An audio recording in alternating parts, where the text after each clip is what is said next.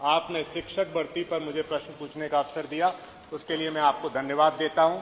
हमारा बेसिक शिक्षा विभाग जो 50 साल पुराना विभाग है, जिसमें 2 करोड़ 60 लाख छात्र पढ़ रहे हैं, जिसमें 50,80,000 शिक्षकों के पद हैं, लेकिन पिछले 6 साल से 1.5 लाख पद खाली पड़े हैं और भर्ती है 0।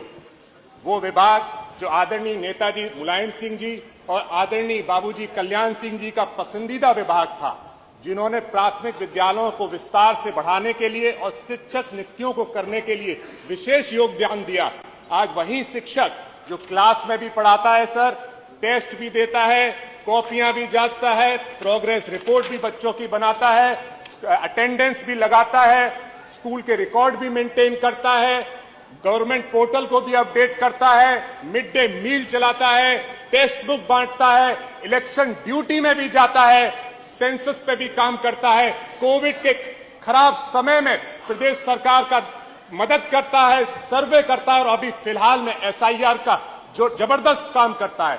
ऐसे शिक्षकों को इतनी जरूरी काम जो ये शिक्षक करते हैं, उनकी भर्ती पिछले 6 साल में 0। वो ही शिक्षक जो 7,630 जर्जर स्कूलों में पढ़ाने जाता है, हजारों ऐसे स्कूलों में पढ़ाने जाता है जिनके लिए कच्ची रोडें हैं, लेकिन उनकी भर्ती पिछले 6 साल में 0। 5 लाख BEd BTC करके छात्र हर साल निकल के आते हैं। 40 लाख BEd BTC करके छात्र पिछले 6 सालों में सड़कों पे, गांवों में, शहरों में दर दर की ठोकर खा रहे हैं। 12,000 टीचर हर साल रिटायर हो रहे हैं। 9,508 ऐसे स्कूल हैं जहां पर एक ही शिक्षक है, सिर्फ एक शिक्षक। आप बताइए उनका, उस स्कूल का स्टैंडर्ड क्या होगा। 23-24 में, अकेले 23-24 में 16 लाख बच्चों ने ड्रॉप आउट कर लिया। दिव्यांग बच्चों के जो शिक्षक, दिव्यांग बच्चों को पढ़ाने के लिए जो शिक्षकों की जरूरत है, ऐसे 5,300 पद खाली पड़े हैं। पढ़ाई की गुणवत्ता गिर रही है, शिक्षकों पर ओवरलोड है, मानसिक और शारीरिक दबाव है, स्कूलों में को करिकुलर एक्टिविटीज 0 है सर। सरकारी योजनाओं में भी कभी कभी इंप्लीमेंटेशन में कमी आ जाती है, और RTE जो राइट टू एजुकेशन, जो उसका भी उल्लंघन है, उसमें भी अनुपात उसके हिसाब से कम है। और लेकिन हमारी सरकार सो रही है, पिछले 6 साल में भर्ती है 0।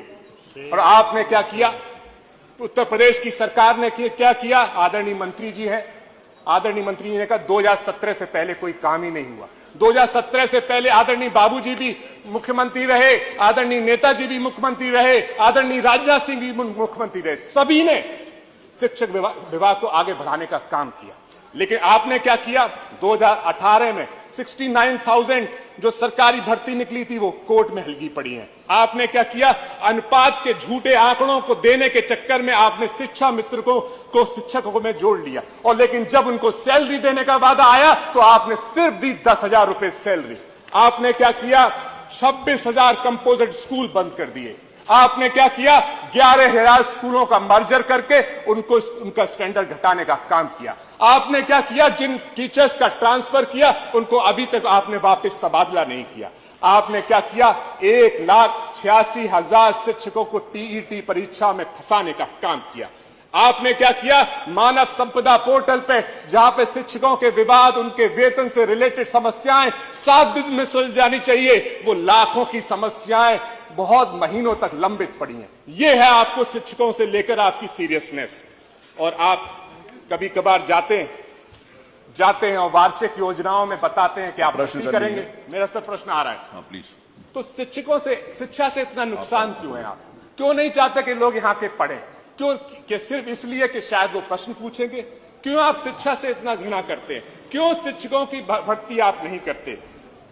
तो मेरा सर, शायद आप इसलिए कर रहे हो कि आपको आरक्षण ना देना पड़े। आरक्षण देंगे तो पिछड़े, दलितों, पीड़ित परिवार के लोग शिक्षक बनेंगे, आपसे सवाल उठाएंगे, मुख्य धारा से जुड़ेंगे। हो सकता है आप आरक्षण के खिलाफ हो, इसीलिए शिक्षा के खिलाफ हो। आदरणीय बाबूजी ने कहा था, आरक्षण आपका हक है, आपका अधिकार है, छीन लो। इस मानसिकता से बाबूजी ने बीजेपी को भी बढ़ाया था, आपको भी शिक्षा दी थी। तो आदरणीय मंत्री जी से मेरा सवाल है कि जो रिटायरमेंट दर है हर साल की, 12,000 लोगों के जो रिटायर हो रहे हैं, और जो खाली पद है उनको ध्यान में रखते हुए खाली पदों को समयबद्ध भरने से और रिटायरमेंट दर के हिसाब से हर साल शिक्षक भर्ती निकालने पे क्या सरकार विचार करेगी, और करेगी तो कब तक, और नहीं करेगी तो क्यों नहीं।